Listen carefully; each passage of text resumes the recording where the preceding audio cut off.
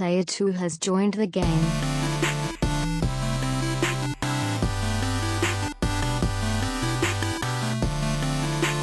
Hey, yo, what's up, everybody? Welcome to episode 357 of the Two Player Co-op Podcast. As always, I'm one of your hosts here, Kevin, along with my brother from my mother, Sean. How we doing? Fantastic. You look like you're thinking, though. What's the code for, like, the police code for, like... A 187? That's what I was thinking. That was a long time ago. It's 170 episodes Oh, ago. 357 Magnum. That's what you were thinking. 357 sounded like something. And that's what it is. If this is the first time you're ever seeing, hearing, or listening to us, this is your Handgun Police podcast, where just about every week two brothers get together to tell you everything you need to know about in the world of video games. If you like that, make sure to like the video, subscribe, share it with your friends, family, and everyone in betwixt. If you really like us, you can go to patreon.com/2playercoop. I almost said you turned slash into two syllables. Because I almost said /stores. And I had to stop myself. Where we got a lot of different benefits. For you people. For you people, and we're going to tell you about it right now. The most popular tier is the $5 producer tier, which lets you watch us record the podcast live on YouTube as we are doing right now. You also get a bonus episode every month, and you get the podcast live one day early if you're only at the $1 tier. So good for you. Some of our patrons deserve a shout-out, just like our patron saint, the man with a bar named after him, Mr. John Tingley. Our affiliates, Derek Bamford, James Solar, make sure you check out James Games and More on YouTube, and Mom.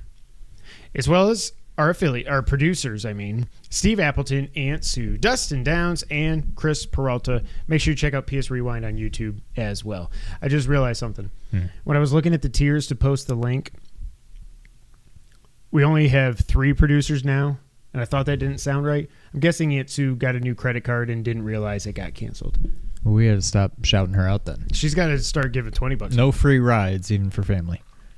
Unless you're Chris Peralta and we didn't realize that you stopped. If you like cool t-shirts like I'm wearing and the like, you can always go to teespring.com/stores/2playercoop. Sean, do you have anything witty you would like to banter about? Happy Mother's Day. Oh, yeah. Happy Mother's Day to all you mothers out there. My mother was a mother. My father was a mother. I don't know. Hope everybody had a good Mother's Day. Be good to your moms. Always, not just on their day. Yep.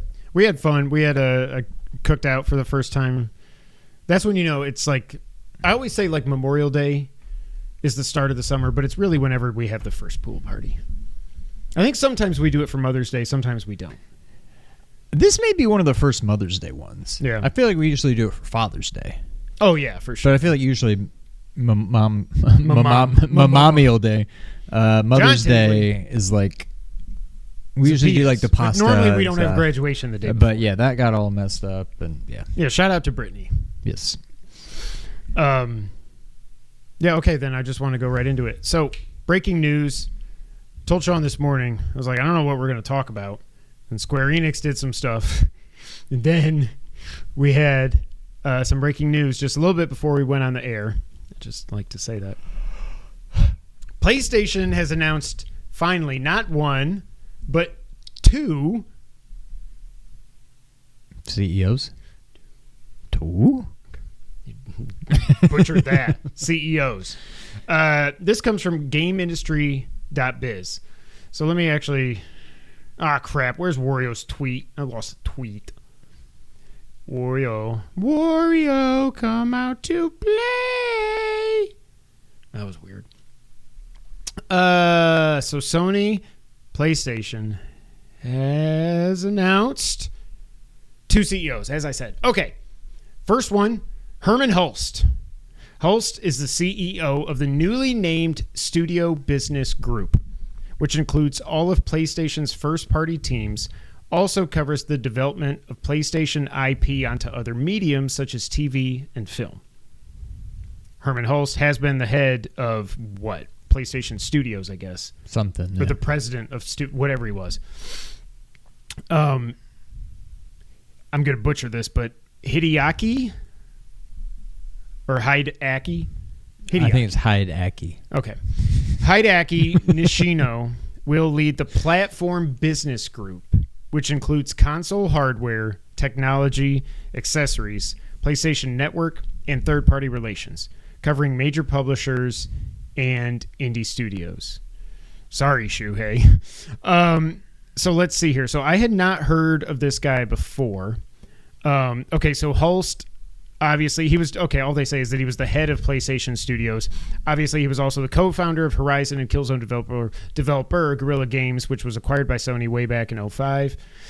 I'm thrilled to lead the studio business group and continue to build on our success with PlayStation 5 while preparing for the future.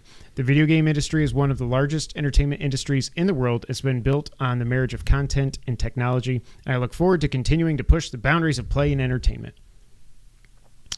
So Hideaki Nishino was already SVP of Platform Experiences. He has been part of Sony since 2006, holding numerous roles at Sony Network Entertainment, Sony Corporation, and SIE. So SIE is PlayStation.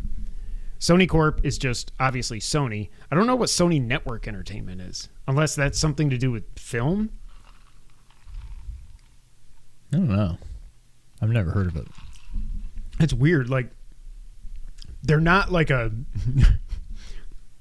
They're not like a broadband provider or something. I don't know why I said broadband. I couldn't think of internet provider. That would make more sense.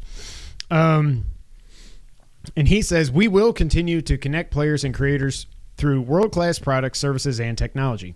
We always strive to grow our community even bigger with innovation in every area at Sony Interactive Entertainment.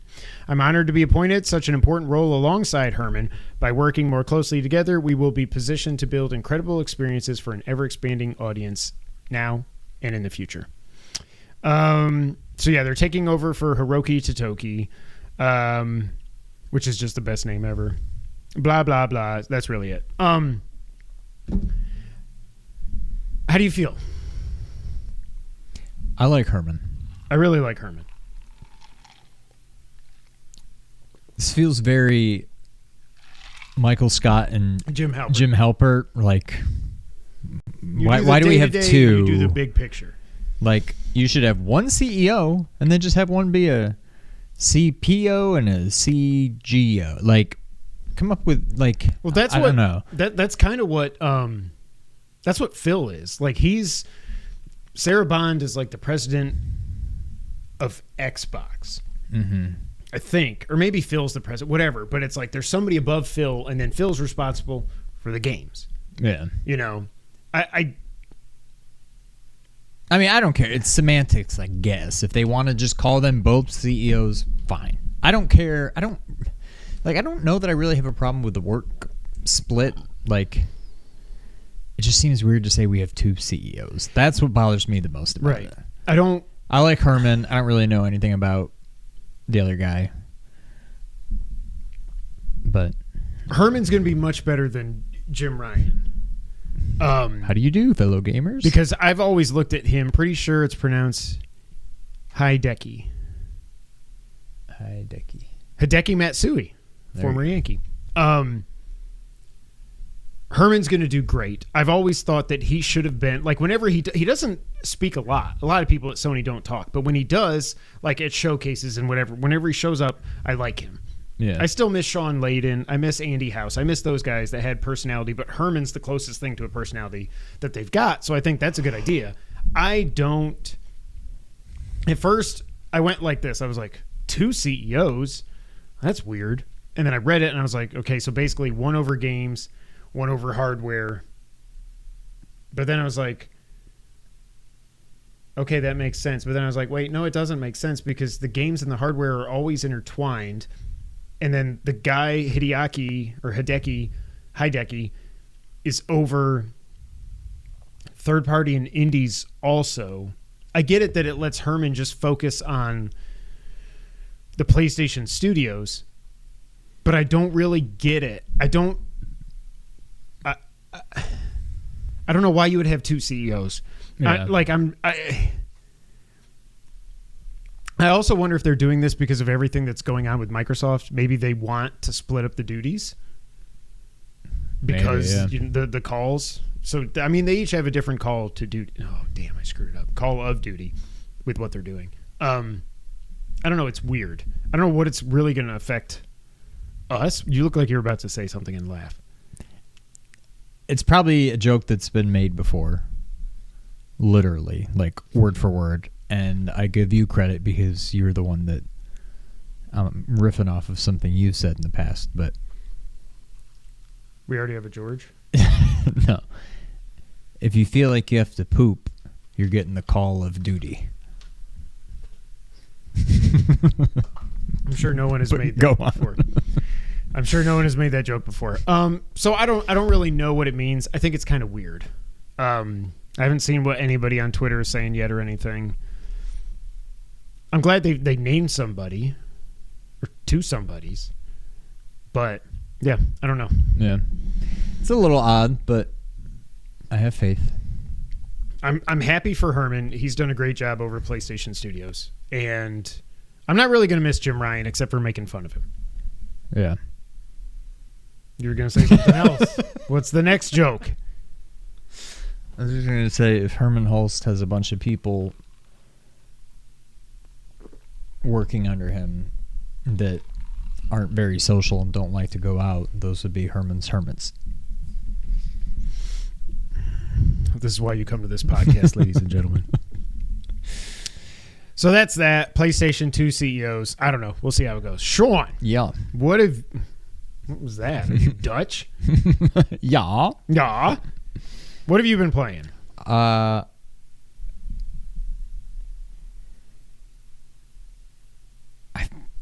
You already had the platinum last week. I did. Okay. I thought I started playing something. All I know is the obvious one.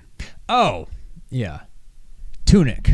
Oh, I forgot you played that too. So when I was texting you, I'm like, Yep. I don't know if I'm going the right way or not, and this is really hard. Well, I don't even know what I did. I would say I beat the first dungeon, but I don't really know. I think I got to the first boss. Didn't really seem like much of a dungeon, more of just an area. Was it like ringing the two bells? Was it that thing? I rang one bell. Okay. And there's like a boss, and I was like, and his health was just going. Meanwhile, I'm dead in like 2 hits. I'm like, door's open. I'm just gonna run through that door. I ran through the door and rang the bell. I'm like, that seemed like that was good. Mm-hmm. I'm like, I don't know where to go now. So I started wandering around. I eventually wound back up in the area that I was in and read the sign saying Hero's Grave that way. So Okay. that sounds important. And then I finally got the sword. I'm like, oh, well, that changes a lot. Because I was okay. still fighting with a stick. So I couldn't cut through bushes. The only reason I even got to the boss is there's these guys you can fight against that have swords. Mm-hmm. And if you let them, they'll cut the bushes. So they were kind of clearing the path for me, which allowed me to get Okay. to the boss. So that's part of the reason why it was very difficult. That being said, now that I've got the sword, I can cut through bushes and I can go a lot of different places now. I have no idea where to go. I went into this whole area, but it just seems like I can't really go. I feel like I've done everything in that area and I don't know where to go now. Then started playing Animal Well. Wait, so is that it with Tunic? That's it. Okay. Play it with a guide. This game, like Sean was texting me, people like Logan that complain that Zelda 1 is very obtuse. It is. And this, they were clearly not just inspired by Zelda, but by Zelda 1. Because not only is the game obtuse, the stuff you can, the instruction manual you get in the world is in a different language from what I remember. You have to translate it or something. Play it with a guide. Yeah. I'm definitely going to play it with a guide because I got damn near to the end of it. Oh, really? What game are we talking about? We're talking about Tunic. Like, I got damn near to the end of the game when it came out. That came out in 21. I thought that was like a 22 game. I would have thought 22. That's crazy. So I mean, I like it. It definitely seems fun. It definitely reminds me of Death's Door, and as of right now, I think Death's Door is better. But it's still very early. I don't know. It's fun. But yeah, then I started playing Animal Well, and then I haven't gone back to Tunic because now I'm getting hooked on Animal Well. Good. I didn't really like it too much at first. Like, I'm playing it, and I'm like, there's something here, but I don't know how much I like this. It just felt very overwhelming. And now I feel like I'm hitting my stride, and I'm just starting to really gel with, like, what the game is trying to be. And so I feel like I'm approaching it differently now, which is making it more enjoyable and easier. And I don't know, everything's just finally starting to click. And I don't know how the whole game is going to play out, but think back to Super Metroid. Mm-hmm. There was Kraid. Mm-hmm. I don't remember any of the other ones, but Ridley. the 4 boss, but not Ridley. Oh, okay. Wait, oh, was and I he said one of them? Ripley. Yeah, believe it or not. I think Ridley was one of them. Ridley, Kraid. Oh, the fire the 4 guy? bosses. The fire guy that comes There's out. the thing that, like, you basically have to, like, knock into the lava. There's that eye that floats around, Plantoon, or whatever his name. He doesn't count. Fantoon, I think. That sounds right. But anyways, you have to defeat the 4 bosses, and then there's like this area where there's a statue of all 4 of them, and every time you kill one of them, their eyes light up or turn off or something, and that's what takes you to the final area. There's no...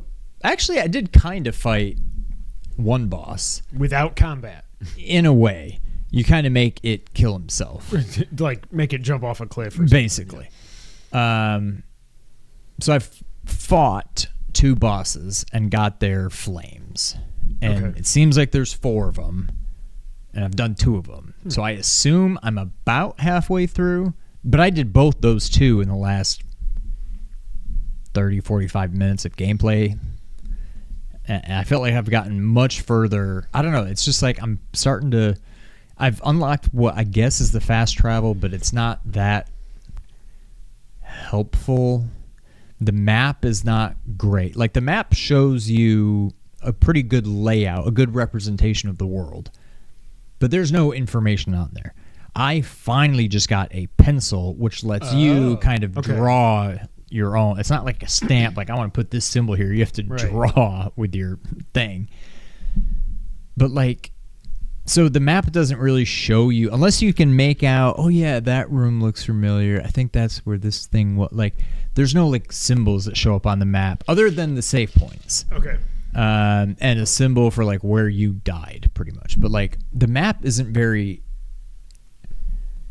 It's like a good map. It's a representation of the world, but there's no information on it. But it's like, you got to like, add it if you want it there. When you get to an area, does it show the whole map? Or Just does it, that like, screen. blocks? Okay. Yeah, it's like when you're here, here's this thing. And then once you go up here to go into the next room, then that one will appear on the map. It's not perfect, but I like it, and I'm liking it more and more the more I play it. I wasn't quite sure at first, but now I'm like getting hooked. It's not like this crazy masterpiece or anything, but I mean, it's easily number 4 for the year. I mean, I'd still say it's behind Rebirth. It's behind Persia. It's probably behind Kenzera. But maybe by the end of it, it's up to like number 3. Like, it's unique. I will give it that. It's definitely different. This one area that I was struggling to get through, I ended up back there just before I came over here and realized I missed an item, which makes getting around that area much easier. And I'm now realizing I missed a good chunk of the area because I didn't have this item, which is now letting me progress further. There's another item you get that's kind of the equivalent of, like, well, I'll tell you. You can't double jump, but you get this bubble wand, which lets you make like a bubble, and then so it's like floats Mario up. Wonder. Kinda. So it makes a little bubble, and as soon as you make it, it floats up. You can only put one. So if I put a bubble, it starts floating up, and then I hit it again, this one pops, and it makes a new one. And it basically gives you a little temporary platform for you to jump on and then jump off. But as soon as you jump on it, it starts sinking. And I don't know if it was meant to be this way, but you can like make a bubble, So square does the bubble and X jumps. So you can like make a bubble and jump on it.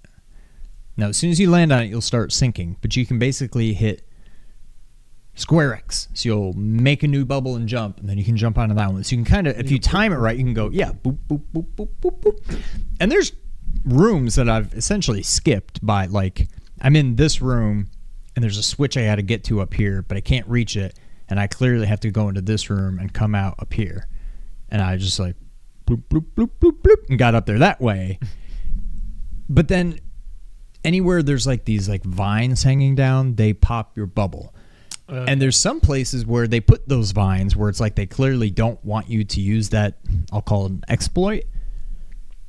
And so it's like, it seems like they're aware that you could do that. But they're like, no. But then, yeah, it's like sometimes they prevent you from doing it, and sometimes they're like, yeah, if you really want to do it. We're talking animal well now, James. So Unless yeah, I don't know. way behind. It's a little, it's interesting. That sounds like the opposite of Breath of the Wild and Tears of the Kingdom, where it's like, here's an obstacle, do whatever you want. Right. Whereas this is like, well, you could do that. You but could we do don't- that, we but don't that's really not what want we you to. intended. Yeah. So yeah.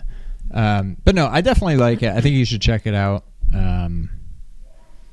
And give it a fair chance. I think when you first start, you'll be like, okay, I like this, but it's weird that I can't attack. And then you'll be like, I don't like this. I'm getting lost. I don't know where to go. Give it like another hour or two, and I think you'll be pulled back in. Because that's kind of how my experience has been. But I like it a lot. I'm definitely in to see it through now. But yeah, that's all I've played. I definitely want to play it. And I want to get to Tunic as well. I'm definitely going to go back to Tunic, but this game, it's like, if I spend too much time in between sessions, I don't know that I'm going to remember where I was Exactly, going. right. The most frustrating part is there's not a whole lot of save points. Oh, And if there's you no die, autosave or anything. the good thing is if you die, I'm pretty sure everything you've done in the world is still there. Any Okay. switches you hit, any bosses you've killed, any shortcuts you've unlocked, anything like that. Even though you got sent back to the last time you saved, everything you did is still there. You're Okay. just in a very inconvenient You're location, far and you away. have to make your way back. So it could be better, but it could also be worse. I had that issue. I'm going to need y'all to... We did name games. You weren't paying attention. If we had a producer, we could just say Animal Well. I was going to say something and then I forgot. Got it. Tunic? No, it was about Animal Well. Oh. What were you just saying? Oh, that's what it was. That it reminds me of... That was one of the issues I had with Metroid Prime, was it seemed like some of the save locations, not everywhere, but it's like... That happened to me sometimes, but a lot of time be like, I'm going from here to here. Doot, doot, doot, doot, doot. Hey, look, there's a save room. If I go like 5 seconds out of my way, nah, I can't be bothered. Doot, doot, doot. And then sure enough, I die. I'm like, well, I really wish I had that save room now. Yeah. This one, it's more... Well, a lot of the times it was happening to me, it was in that area where I missed the item that would have helped me a lot more anyway. So it may not be that much of a problem. It was really happening to me in one specific area. Right. But yeah, I would suggest when you do play it, the save point is like a telephone, like an old school telephone, and it's a big yellow thing on the map. So anytime you're moving around, if you're like, ooh, there's a save point that I saved at before, and it's like 2 rooms that way, just go back and hit it. Like, if you saved here, now you're going this way. I'm like, oh wait, but there's that one that I did before. Make sure you take a detour, hit that save point, and then get back for on sure, your way. right. Because it'll frustrate you to no end. But yeah, Cool. I like it. Well, it was a job offer if we hit Powerball. So yeah, I want to get to Animal Well. I'm still also playing a Metroidvania. Tales of Kenzera out. I haven't played it a lot. This weekend was crazy. I didn't play it all this weekend. So now I'm at the part where I'm not much further than... I can't remember if I was this far last time. Oh, no, you asked me at Pizza Night where I was. I think that's... Anyways, I'm now at the part where still Act 2. I've gotten the 3 flowers. I got the grappling hook slingshot thing. and then I got right back to where I was about to give it to Sebulba or whatever her name is. That's the guy from Rogue Star One. Wars. Not Yeah. Rogue One. Phantom Menace, Episode 1. Anyways. So I was like, I really don't know. I feel like she's going to turn into a boss or something based on how the first boss went. Or somehow this is going to turn, it's just going to turn into a boss fight. And I was like, I don't want to, I need to go shower and pick the kids up from school and stuff. So that's where I stopped. I agree with what you said about this is really kind of baby's first Metroidvania. Yeah, there's not much that's hidden. Right. But it also, like, it's good and bad. Like, it shows you the map. Here's everywhere you need to go. I wish it didn't. Yeah, that's Yeah. the one thing that's annoying. It's like, it's And obvious where you should go, but if you don't do it, or if you can't do it because you don't have an item yet or something, it's not always easy to remember. You can't mark anything. So what I started doing, kind of harkening back to Persia, I just started taking screenshots. Oh. And be like, here's this, and I would just like go to the map and screenshot it, and then continue on my way. Be like, oh, here's another one of those things that I can't do yet. Go to the map, screenshot it, and so I had to do that a couple times. But yeah, So I like the new power up that I got, the hook shot thing. Like I said, am I just about at the second boss? I assume. I kind of remember. I mean, you're probably 80% through Act 2, I would say, at this Okay. point. It's not like you're 95% through, but you're, yeah. Yeah, I'm hoping to. I would like to just beat it this week, and get the platinum and everything. I do. Yeah, that's the thing. The map is just not good. I still hate the way it shows the negative space. It is something about Yeah. having the lines. I also wish you could zoom Why? in more. Your zoom is just. I'm like, what is the point of zooming? Like, let me You can get zoom in out there. like crazy. So if you go from there and then you zoom in, Right. wow. But like if you just open the map and then I'm like, I want to zoom in. Every time I forget, it just goes. I'm like, I can't even see what's around my like icon thing. Yeah. You know. One of the things that drives me nuts, and I finally figured out why it happens. I haven't had any crashes or anything, but the controls are a little buggy, and I'm surprised 2 weeks or 3 weeks after release, whatever it is, that they haven't fixed this yet. I don't remember any game that I've ever seen this happen before, and it's something that I didn't even realize I did. I wonder if you're going to say. I did until this game prevented me from doing it. But if you go pause or you go to the map and then you get out of it, And you're, like, if you holding go right- wait a half a second, You like won't move. you're just holding, and yeah, I'm like he's not "Friggin' moving, move, and you have to dude." like let go and then move. Yes. Yeah, that was driving me nuts. I've never had a game do this to me before that I can Yeah. remember, and it's driving me insane. But at least now that I know it's a thing, I can make do with it. But it's really annoying. Also, I had something happen today. Oh, I finally found my first combat challenge. Okay. And it was in Act 2. But the guy, I was talking to the guy with me, Kavungala, whatever his name is, Kalunga? I don't know. And he was like, oh, yeah, this is this, blah, blah, blah, blah, blah. So I don't know. Maybe that's the first one? No, there's definitely one in Act Okay. 1. But now that you know, did you do it? Yeah, I did all 3 stages. Okay. Look at what it looks like on the map, because I'm pretty sure it shows a symbol, or maybe it doesn't. Maybe it's just like... I didn't see one. Oh, I think I saw one once I got there. Once I got there, there was a symbol. It doesn't say if you just look at your map of the Act 1 But it's area, still you should see it. But it's still yeah, a triangle it's still thing. that It's triangle. just different. It like looks a little different. But yeah, so now you've seen, you like fight all the enemies, then you fight them again, but they all, or most of them, have a shield, and then you fight them again, and they all have a specific shield where you have to use the sun or the moon. And Right. So, yeah, that's pretty much the only time I use the sun. Really?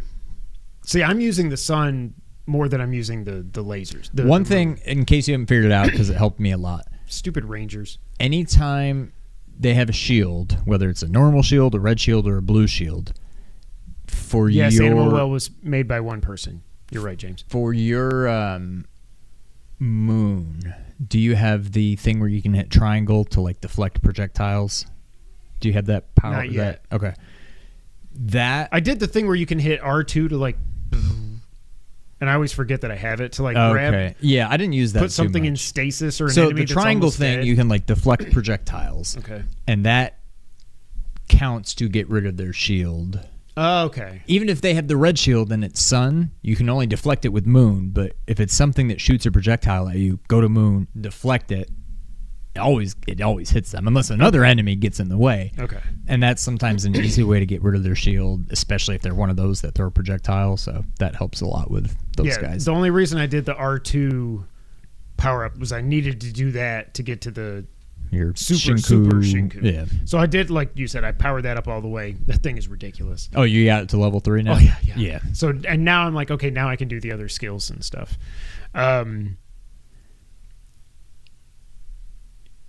What else? Yeah, when I come out of pause. Oh, that's what it was today.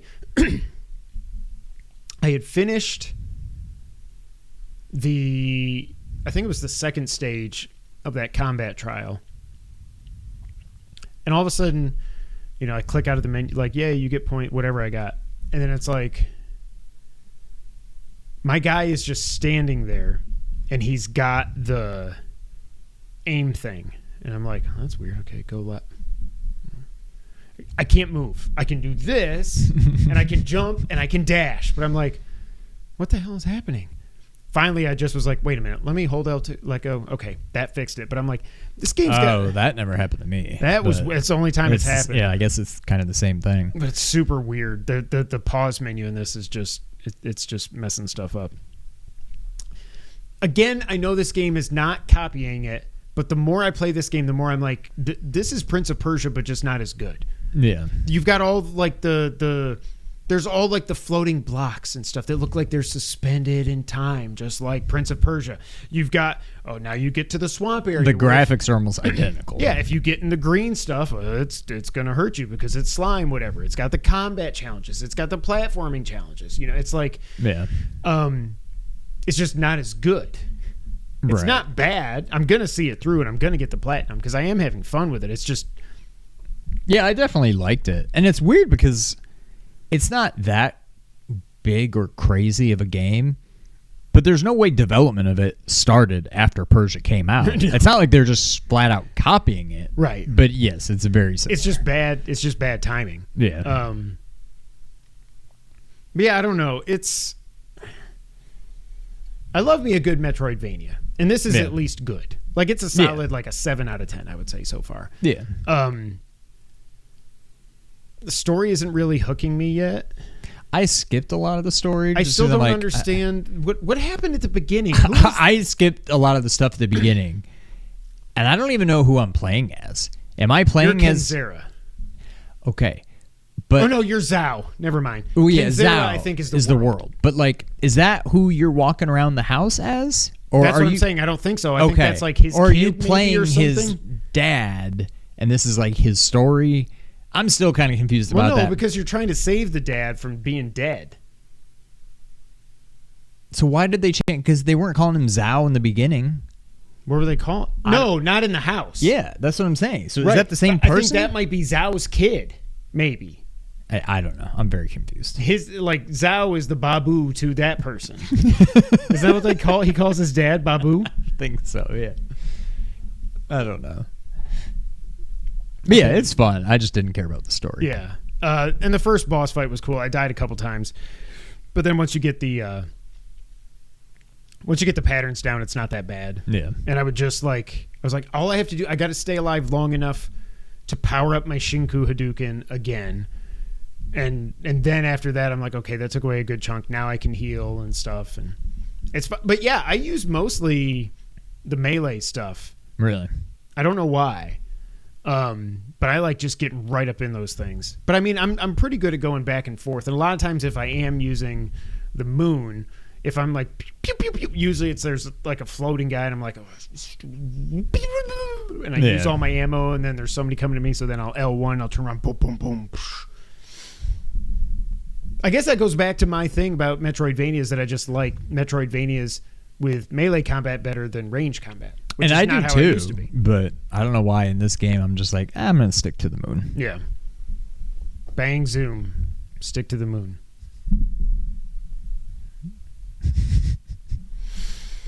That's all I played this week. I haven't gotten to Balatro yet, so I want to beat this, finish up the platinum. I can see it's going to be pretty easy. Yeah. Beat this, get the platinum. I want to start playing Balatro, and I want to get to Animal Well. But I mean, shoot. We're what? 2 weeks away. What day does Mario come out? It's probably about 2 weeks. I don't know the exact date, but it's late May. So, or is it next week? That's what I'm wondering. Mario, I don't know. 1000-Year Door. That's a game I'll probably get and May beat 23rd. within a week. Ooh, that's next Friday. It's on a Friday. No, Thursday. Thursday. Why do we say Friday? Oh, that's but the not day I'm Thursday? working from home. Oh, that's not good. That worked out well. Yeah, I can't wait for that. I would like to. I think Balatro is one of those games I'm not too. Actually, maybe I feel like I'll try Balatro and just see what the whole poker rogue thing is about, but then try to do Animal Well, see how it clicks with me, and then go from there. Oh, this. How long was? You said it was like 12 hours to platinum it or something like right? that. Like nothing. I think I'm at like 4 or 5 hours. I think. Yeah. It does keep your clock. Another thing I do like about it, that if you actually go, I always just hit continue, but if you actually go to if you go load, it does have the time there, which I like. So yeah, Sean, that's it for what I've been playing. Would you like to get to the news of the week? Let's do it. Well, the hits just keep on coming in the games industry. Square Enix is going to get, quote, aggressive with their new business plan. I can't remember who broke this first. I'm sure it says it in here, but I'm going to read this from Video Games Chronicle. Square Enix has published a new medium-term business plan, which includes making its AAA games multi-platform going forward. The plan, which the publisher has dubbed Square Enix Reboots and Awakens. Are you kidding me? Square Enix reboots and reawakens. Or awakens. Are we really, that they're really calling a business plan we're rebooting and awakening? It sounds like a Star Wars movie. Lays out a 3-year strategy which it hopes will lead to, quote, long-term growth, end quote. One of the 4 pillars of this plan, now this is sounding like where I work, and like, we've got these many pillars, and it involves strengthening customer contact points. It will see the publisher shift to a multi-platform strategy. I think this is funny. First off, sidebar. They have a multi-platform strategy, just not for all their games. Right, yeah. The plan says Square Enix will, quote, aggressively pursue a multi-platform strategy that includes Nintendo platforms, which means Switch and Switch 2, PlayStation, Xbox, and PCs, end quote.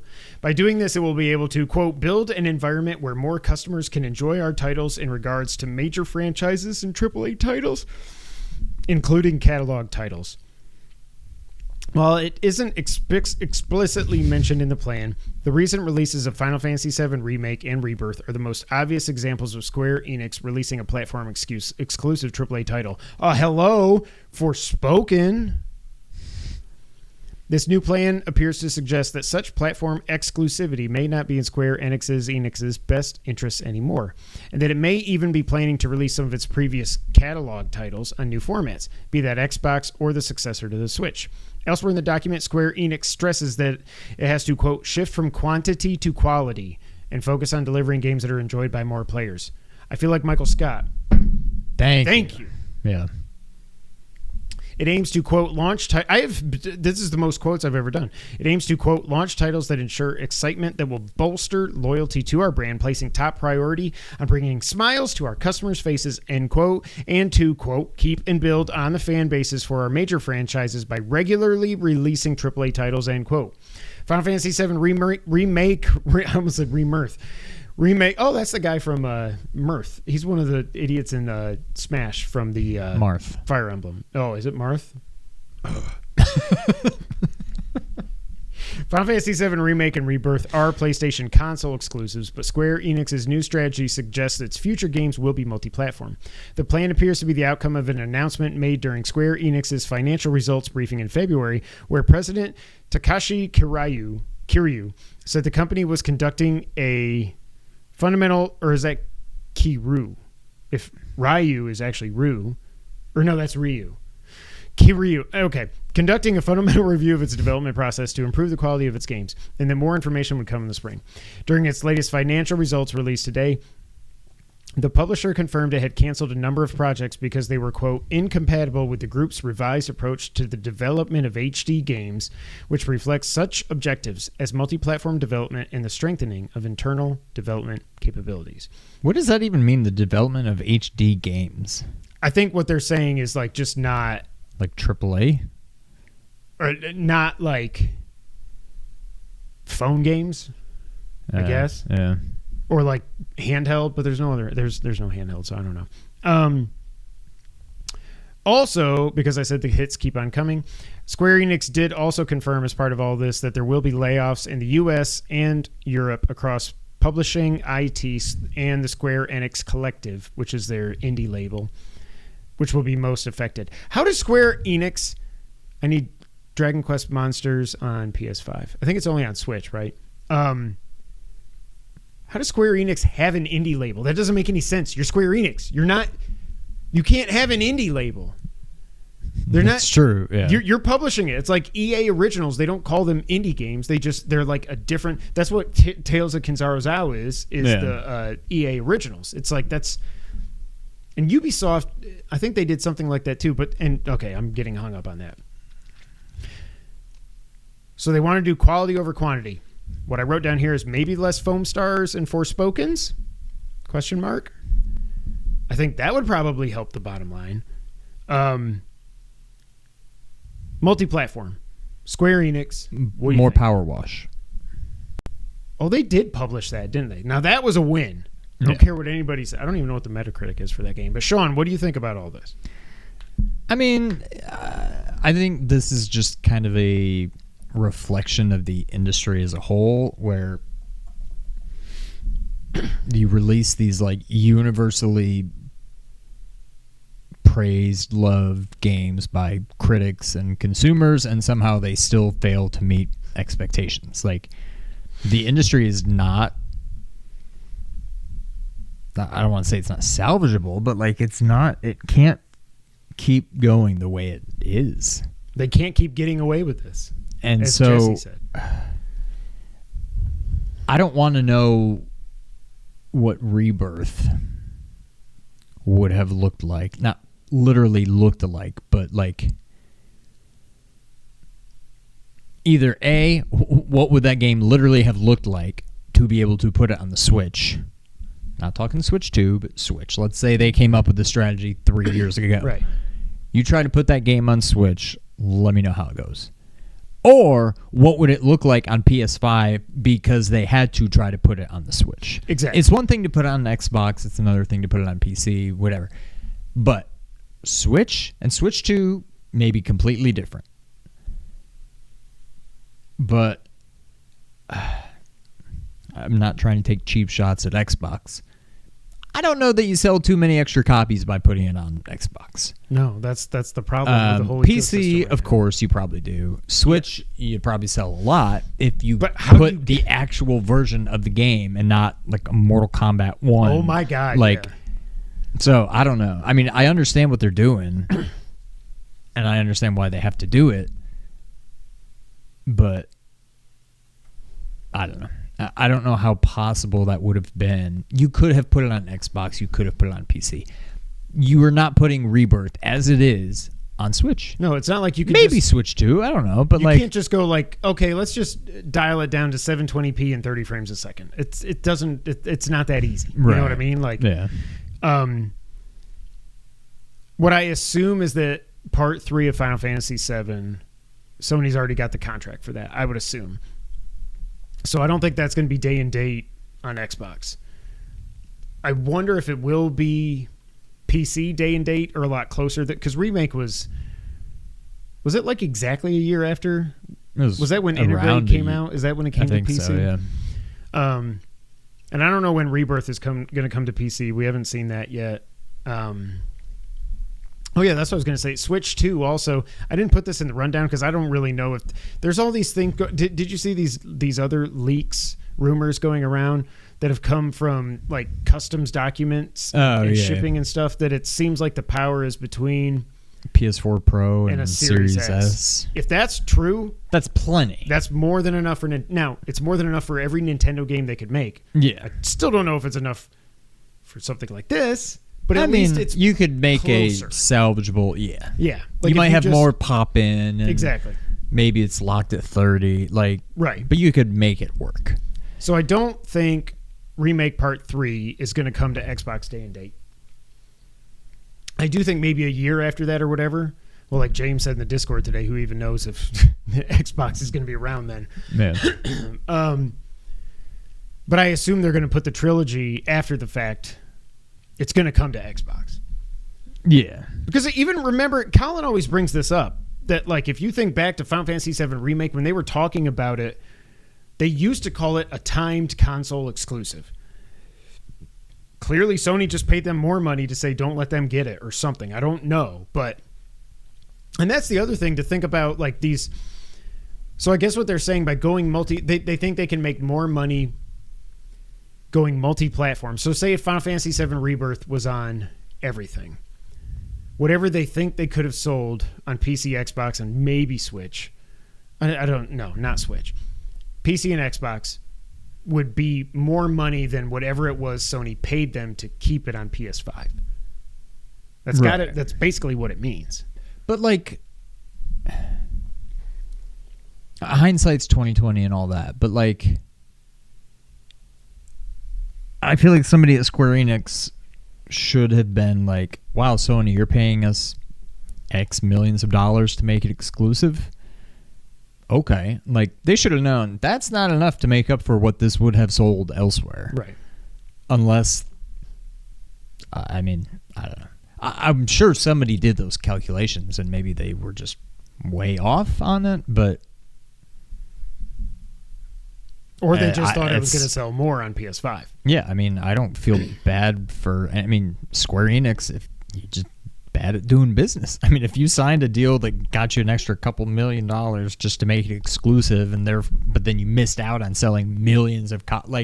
that's on you. Like, yeah, it's not on Sony for making a good business deal. Like, that's a bad deal for you. So, yeah, I get it. So I think Kingdom Hearts 4 is supposed to be this year. There's no chance. All we've seen is one trailer, right? I don't remember super anything. Weird. It looked like it was like I do realistic, remember now. weird look. Not realistic, but not what Yeah. Kingdom Hearts looks like. Yeah. I want Dragon Quest 11, 12. Yeah. Yeah. That's got to be coming somewhat soon. That'll be out on everything. But I think they need to start. They just need to. It's not just the quality over the quantity, because they do publish a just crazy amount of games, and I think we probably could have seen this coming if you think back, because they sold off. Like they used to publish the Tomb Raider games. They sold off that IP. They sold off their Western stuff. They're just focusing on Japan. I do also wonder if this is going to make them a target for acquisition. Now, part of me thinks this is almost like a bargaining ploy or something, to be like, hey, we're giving our games to everybody now. We're not making enough money. So that Sony will be like, okay, fine, we'll just buy you. Billy. Oh, okay. Took me a minute. Was that just a game or was it a movie or something too? No idea. I think it was just a game. I got to think with the way, and I'll transition to our next story, with the way things are going over at Xbox, I'm not worried anymore about Xbox buying anybody I care about, like Capcom or Square. They're not buying anybody, anytime soon. With a transition, let's talk more about this last week for Xbox. Tom Warren over at The Verge. I'm not going to read everything that he had in his article. I kind of picked and chose a few things. Chose. I said choosed? I choose to say that? Wait, no, I choose. No, I'm getting dumb. No, I choose that. I think it's because you said I picked and... So it'd be weird to say I picked and chose. So you said I picked and choosed. But it's still not right. Is choosed a word? No. This is when I start thinking like maybe... When I look at maybe and I'm like, that's not spelled right. I think it's Mabey. When you just like the simplest things get so complicated in your head. This comes from The Verge. Microsoft's latest round of layoffs shocked both employees and fans. Arcane Austin's Big Redfall update was on the way with a new offline mode, and the DLC was being worked on just hours before the studio closed. They had no... Aaron Greenberg, who's the head of Xbox marketing, and Xbox chief Phil Spencer both visited Tango Gameworks in September, playing games with the team and posing for group photos. Now the studio is the latest victim of layoffs that have rocked the game industry over the past 18 months. I got to think back then they didn't know they were going to close it. You know? Yeah. I'm not going to say Phil. I'm not saying Phil is that evil. But, like, it's not a good look. Yeah. But then you never know what's going to happen, so you can't say you can't visit your studios, you know? Inside Xbox, there's now uncertainty about what the future holds and questions over Microsoft's gaming strategy. While Microsoft is looking toward a more PC-like future for its consoles, the company continues to battle a slowdown in Game Pass subscribers, lackluster Xbox console sales, and game launch delays. A combination of these events led to 4 previously Xbox exclusive games launching on PS5 recently, and some landing on the Switch.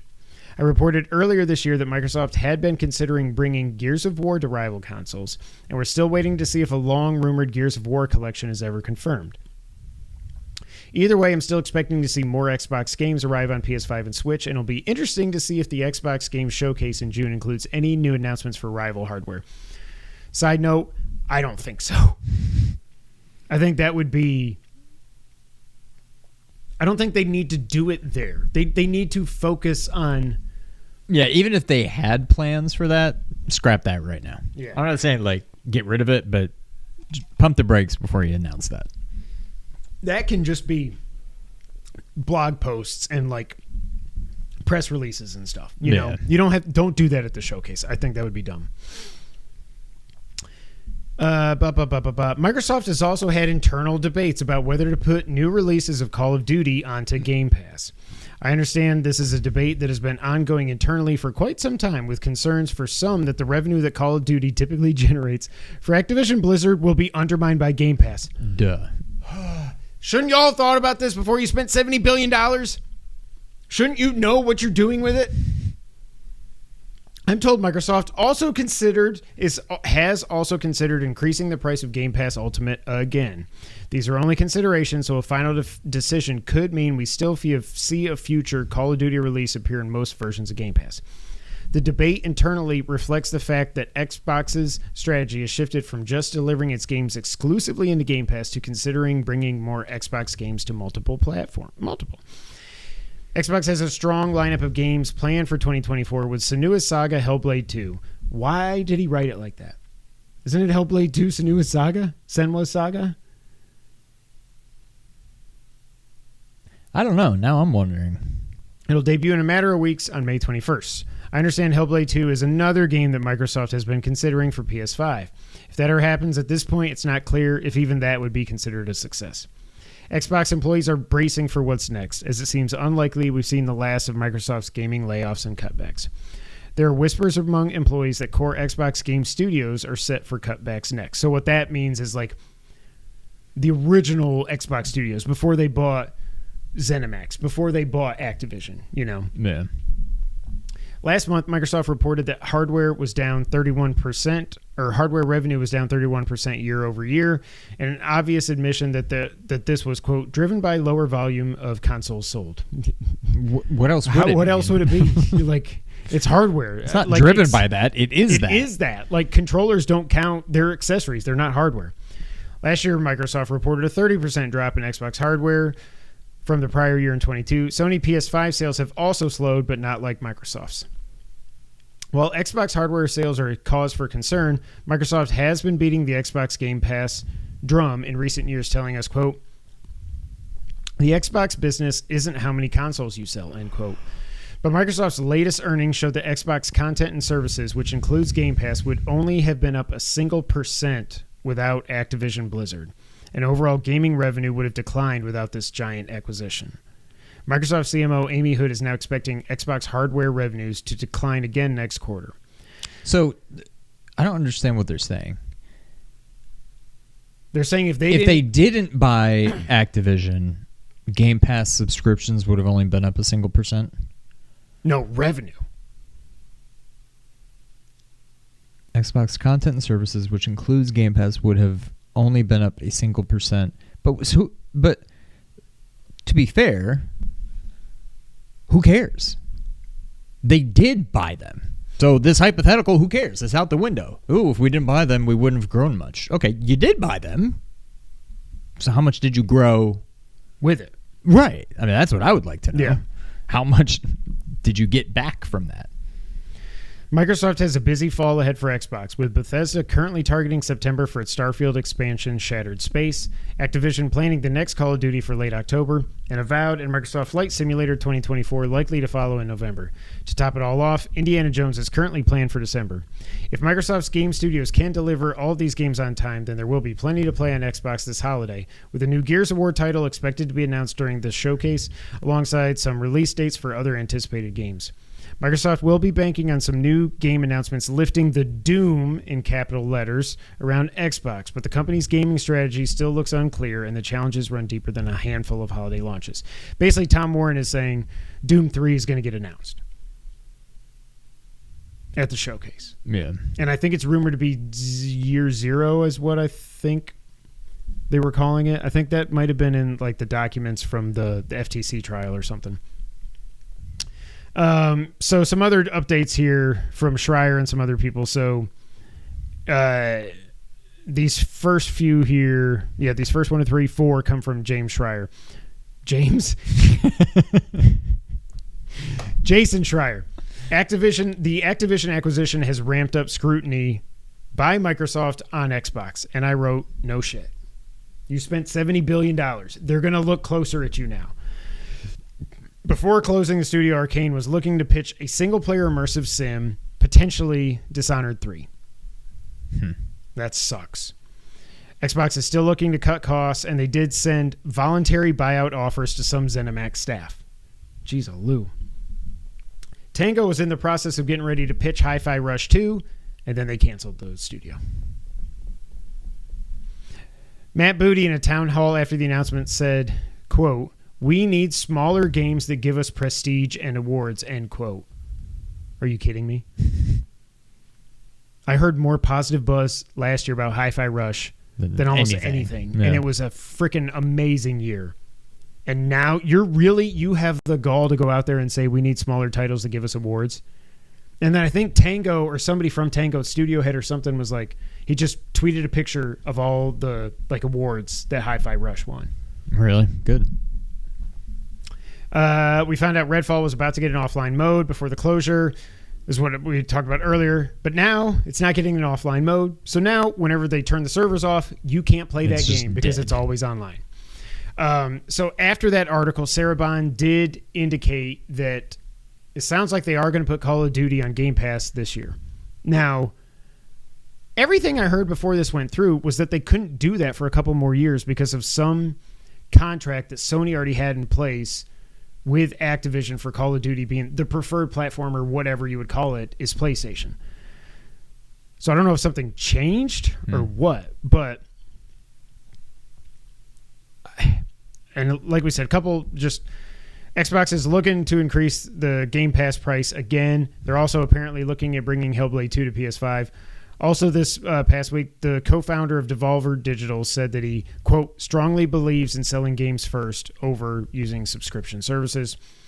Also, I think this just came out today, but the Perfect Dark reboot is reportedly facing massive challenges and is in, quote, a very rough state.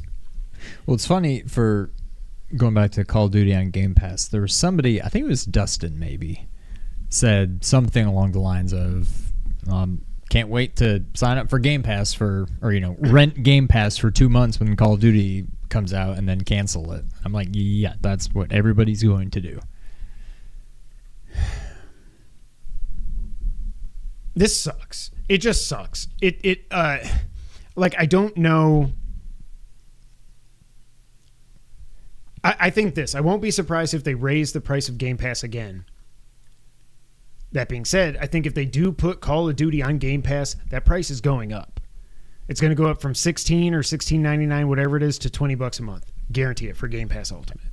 At least. That's still not going to be. And like you said, yeah, what if somebody just is like, Okay, Call of Duty's out. I'm going to get it for 1 month, play online. Now I'm done. So, okay, you got $20 out of me instead of 70. Right. I don't think it makes any sense. They are between. This is why this whole Game Pass thing was so stupid from the beginning. They are between such a rock and a hard place that, like, you bought Activision so you can put their games in Game Pass. You bought Activision because they're worth so much money. The reason they're worth so much money It's because they is sell three a lot words. of games. Call of Duty. Like, they sell them at $70 a pop. Like, it's the best-selling game every year. Even when it's not good, like Modern Warfare 3. Hogwarts Legacy was the best-selling game last year. But it's almost always the best-selling game of the year. Even when it's not good. Like, so they either put it on Game Pass to kind of do what they said they were going to do, even though they've lied about a million things before. Why not lie about this? To put all their games into Game Pass and miss out on a bunch of revenue. Or they put everything but Call of Duty into Game Pass, have to charge Xbox players $70, just like on PlayStation or PC, and piss off everybody that has Game Pass. Like, they are... I don't understand. You spend all that money to buy them. Now you put it on Game Pass. So you, don't get revenue from all those copies that it always sells. You don't get to tout, look, it was the best-selling game of the year, and it's on Xbox. Oh, yeah, that's true. I didn't even think about that. I still refuse to believe there's that many people that have an Xbox, don't have Game Pass, but will get Game Pass because of Call of Duty. And are they... Yeah. Or don't have an Xbox, but will get an Xbox along with Call of Duty because of this acquisition. I just refuse to believe that there's that much of a chunk of the population out there that fall into those categories to even make a dent in the $70 billion purchase. I don't understand what the goal was here. You've backed yourself into a corner now by touting Game Pass, Game Pass, Game Pass. And if you buy you bought Activision. If you don't put Call of Duty on Game Pass, all your fans, your fans, your consumers, whatever, and be like, "Hello, fans. why do I have Game Pass? You're not going to put that on Game Pass?" Like, yeah, so they're screwed. It's also like you were just saying though, to people like how many people are there that don't have an Xbox that are going to buy an Xbox just so they can play it on Game Pass? Not to mention that would require a $500 purchase. Right. Also, I wasn't even thinking about this. If they put it on Game Pass PC also, they're not going to sell as many on PC. People are still going to buy it on Steam if they just don't want to deal with Game Pass or the Xbox launcher or whatever. But that's going to take a huge chunk out also, I would think. Yeah. Now, I could see maybe PC Game Pass subs go up. But I'm sure know. Game Pass subs will go up, but like... It ain't going to make up the revenue. It's literally, not even it close. Can't. It can't. I don't know. I still the whole it's the Tango thing that really I'm like I almost want to buy Hi-Fi Rush even if I don't play it, but I'm like now that money it's just going to Xbox. It doesn't help the people that are gone. It's just like stick it to the man by buying a game from the man. Well, never mind. It sucks. I'm sure we'll have more news on this next time we podcast. Probably not going to end for a while. Speaking of ending, let's get to the wrap-up. Sean, we talked about this last week, but it has now been officially confirmed. The Nintendo World Championships NES Edition is officially coming on July 18th. These are a bunch of speedrun challenges and different things. I think there's 150 challenges or something like that. The games that are included are Balloon Fight, Donkey Kong, Excite Bike, Ice Climber, Kid Icarus, Kirby's Adventure, Metroid, Super Mario 1, 2, 3, and the Lost Levels. And Zelda 1 and 2. Also, I didn't notice this, but somebody was saying it. I think it was probably Justin Davis was like, by the way, they call this Nintendo World Championships NES Edition. Are we going to get an SNES Edition? I bet. That would be freaking especially awesome. if it sells well. And it's only $30, digital or physical. You can they did like a special edition, but I'm not pre-ordering that for $60. I think it was, but. I'm excited. We're definitely going to get that. We're definitely going to be playing it on the channel. Probably going to stream it. Can't wait. Warner Brothers announced that Suicide Squad's failure at retail contributed to a $200 million hit to revenue. Oof.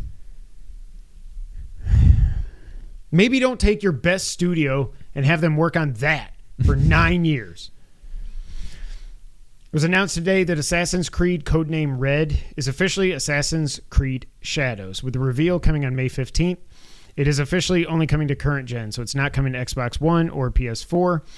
And the YouTube description for the video that's like counting down is already saying that it releases November 15th. So good job, somebody at Ubisoft, for leaking that on your own page. So do we know anything about this yet? This like is the one that's set in Japan. This is Japan. Okay. Which sounds super cool. And like the piece of art they released was just something that looks like a samurai like sitting on top of a house, and you can just see like the katana. Have we really not no. had an Assassin's Creed Japan before? We had Ghost of Tsushima. That's so weird. Yeah. That seems like such an obvious. Yep. Wow. Capcom announced their 7th consecutive fiscal year of record results. They've been killing it ever since 2017. As soon as Resident Evil 7 came out, they turned the corner and never looked back. 2016 still sucked because that was Street Fighter V, and that was a horrible release that didn't even have a friggin' arcade mode at the beginning, and I'll never forget. I could just, if Angry Joe ever retweets one of your tweets, turn off notifications because your phone's going to blow up, because that's what mine did. Also, Capcom announced as part of this that they have, quote, major titles coming before April of 2025. We're getting Resident Evil 9. I don't know why, but something made me think about that. I think it was just today. I'm looking forward to it. But the stuff about playing as Chris has me kind of worried. Because I don't want to be Chris at the end of Village. Like with all this like tactical gear and like light them up. Yeah. And the only thing I can think of, especially if they do go open world somehow, that Chris gets, I don't know, swarmed, kidnapped, whatever, by whatever's the bad guys in this and loses everything. And he's basically like Naked Snake. Yeah, like Metal Gear Solid 3. He's got site. nothing. Yeah. And then I'm like, okay. And then I started running through my head and I'm like, and especially if you do open world, like, I could kind of see that, like, but I hope to God it's not just like Call of Duty Resident Evil. Just like, yeah, that's my one fear. And I don't think they would do that. Well, and so Dusk Golem, I think he tweeted it today because he was the guy that's a reliable leaker, and he was the one that was saying all the stuff about all the stuff we talked about last week, I think, about the setting on the island. Yeah. Chris Redfield, all that. He had a clarification today, saying that his sources at Capcom have dried up, and he's been getting a lot of questions. So he said, basically, he's not saying he's wrong, but what he's saying is the information I got was what Resident Evil 9 was as of a couple years ago. Oh, okay. So stuff could have changed. We don't know. I almost hope it has changed just because I don't want to know anything about it until they show us. Yeah. You know? But I still won't be surprised if we're not Ethan somehow. I feel like you kind of have to be. Like, I mean, they showed at the game, they confirmed that, you know, yeah, the car walking thing at the funeral, the grave site, whatever, years down the road, right? Because that's, yeah. Yeah. Also, yeah, so it has to take place in the future. 15, 16 years in the future. Yeah.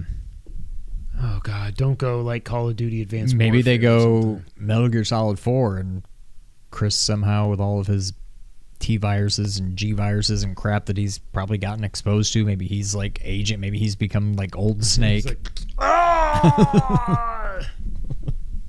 That hurt.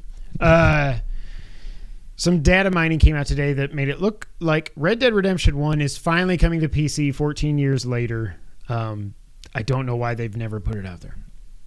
I did not know that. I just assumed it had been. GTA 5 came to PC. I think GTA 4 did. I'm pretty sure. I don't know why Red Dead has not. But DEA, I don't know how you say this, but they're this French studio that leaked something before. They're reporting that God of War Ragnarok is the next PC release from PlayStation. I 100% believe that. If you would ask me what what's else would next, it be? I would have said it's that. So This really only applies to me, not even Sean, I don't think, but I'm very excited because we're going to get more news on EA College Football 25, May 16th. I cannot wait. This game is going to be in my top. Well, it could suck. Who knows? But I am so excited for this game that I cannot wait. Visions of Man. Is it Mana or Mana? I've always said Mana. I know, because it's like Mana from Heaven. But I feel like people say it's Secret of Mana. Mana. I don't know. But it has been ESRB rated, so it's probably coming out very soon. That's one of those games that I might end up getting just because there's not a whole lot to play this year. And if it gets good reviews and stuff, I mean, it's a 3D, it's Zelda. I think the only Mana game that had the thing that I didn't like was the first one. Really? The charge bar thing. Yeah. But I was reading online, people are like, well, it's just like stamina in a Dark Souls game. I was like, yeah, but that doesn't just let you attack once and then wait for it to come back up. You know what I mean? You just got to plan your moves. And I guess you can plan your... I don't know. Jurassic World Evolution 3 is in development, and it's coming out in 2026. Please be excited. The Rogue Prince of Persia early access was bumped back a couple of weeks to May 27th, and they just said straight up it's because Hades 2 came out on early access, and we don't want to deal with it. So now, what is this? This is like DLC, or this is a new game? This is a brand new game from the people that did Dead Cells. That's a Prince of Persia side-scrolling game that I don't think looks as good as the one we already got. It's almost like a Flash kind of art style. It doesn't look like Dead Cells. Yeah. But it's a roguelite, whatever. I still don't know what the difference is. But they said, and they also said in their tweet or announcement, whatever it was, that and if Hollow Knight Silksong Shadow drops before that, then we just give up and we quit. We're done. So I thought that was funny. Joker is coming to Multiverses, and he is being voiced by Mark Hamill. That's awesome. I forgot Multiverses even came back out. Also, the design of the Joker in that looks horrible. And last but not least, Fallout 4, a 9-year-old game, was the best-selling game in the UK in April, beating out EA FC 24 and Helldivers 2. I do want to watch that. I need to watch it. I need to just do it. I think it's 8 episodes. It's pretty short. Yeah. And I've heard like the first couple are really good, then there's some filler episodes, and then the way it ends is awesome. You got to watch The Boys. I cannot wait for season 4. And Castlevania. Oh, you jackass. Oh, I saw somebody tweeted that season 4 of Castlevania debuted 3 years ago today. I was like, man, it was that long ago? Are you kidding me? Dang. I still think that's the best. I think it's a better video game adaptation than The Last of Us. Last of Us is more just like retelling the game and freaking awesome. But Castlevania was just, oh my God, it was so well done. It was so special. Ladies and gentlemen, that is it for this episode of the Two Player Co-op Podcast. We thank you all so much for being here. We will be back next time. But until that time, Sean, go ahead and take us out. Thank you for playing.